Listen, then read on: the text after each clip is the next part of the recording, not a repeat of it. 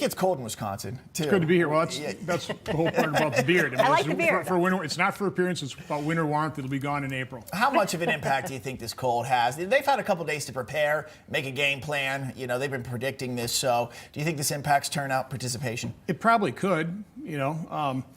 I think what is so important about Iowa, because this is how you win in Wisconsin, too, it's about a ground game. It's being able to go into the communities, find your supporters in those communities who will talk to their friends, families, and neighbors. And if you can do that successfully in Iowa, you can then transfer that skill set as a campaign to other states like Wisconsin as well. So, so many people, the Democrats, are trying to write off Iowa. They shouldn't. It's an incredibly important testing ground for the kind of campaign Republicans need to win. Because here's the problem. For example, I remember Pat Toomey always used to say that Pennsylvania was Pittsburgh and Philadelphia with Alabama in between. Many states are like that. Wisconsin, we've got Madison, we've got Milwaukee, we have a couple other blue areas, but primarily red. It's so much easier if you're a Democrat. Just go energize the people on an issue like abortion in Madison, Milwaukee. Republicans, we have to go fight for every vote in every little town and community, include the big ones as well. It's a much more challenging prospect. And so you need that ground game, rely less on advertising, which is important, but focus on the ground game. Senator, you said something interesting when we chatted a few minutes ago. You said that it's still possible, you believe, that President Biden might not be on the Democratic ballot as we move forward for the presidential election. Why do you think that? Just your opinion, but also you said anyone else who would be in his place would be even worse.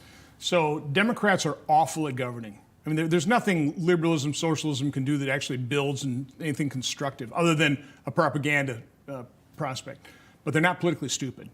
And they're looking at the polls. I mean, you see all the whiz kids on their side of the aisle, warning about the weakness of Biden's campaign. Now, it's the fact that Democrat governance is failing. He just happens to be their current figurehead.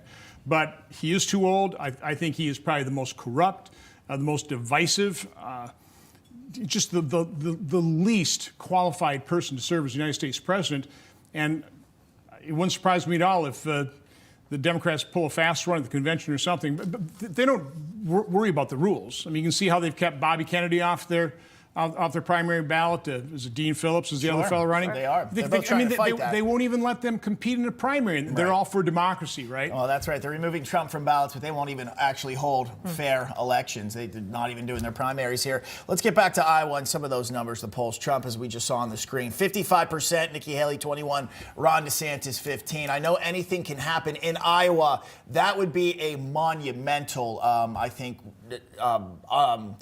upset, but also on top of that would mean the polls and pollsters got it wrong big time. Which wouldn't surprise me. It's getting more and more difficult to poll the American public no matter where you are. And if you would get that result where DeSantis came in third and then go forward next week in New Hampshire where it sounds like Nikki Haley is quite strong, that could really move things. That could shake things up. So this will be an interesting night to watch, and Tuesday may be even more interesting. Senator, you traditionally don't endorse candidates, but which candidate do you think has the most to lose if they don't come in second place, Haley or DeSantis? Either one. I mean, probably DeSantis, because I think his expectations are high, and politics is an expectation game. So I think it's pretty important for him to come in, and I think probably a pretty strong second, depending on what happens in New Hampshire. How important is it once somebody has emerged as the front runner and it's clear of who the Republican nominee is going to be, that the party, the people rally around them? Because, and the reason I'm pointing this out is, in today's day and age, elections are like ones we've never had before. In some states, it's almost a 2-month election process. When you count in for early voting, mail-in ballots, Senator, like you were saying, getting out and getting every single vote, unifying, creating that excellent ground game like the GOP has never had before in order to try and secure that victory. So I would say as long as all the candidates pretty well follow the Ronald Reagan 11th Commandment, which they're not necessarily doing, but also tell their supporters, in the end, we've got to rally behind whoever Republican primary voter selects as our candidate, because the alternative is so much worse. I mean, Democrats are destroying this country. We can't take much more of this. So we've got to unify not only our party, but then, if elected, we need to unify and heal this nation. Yeah.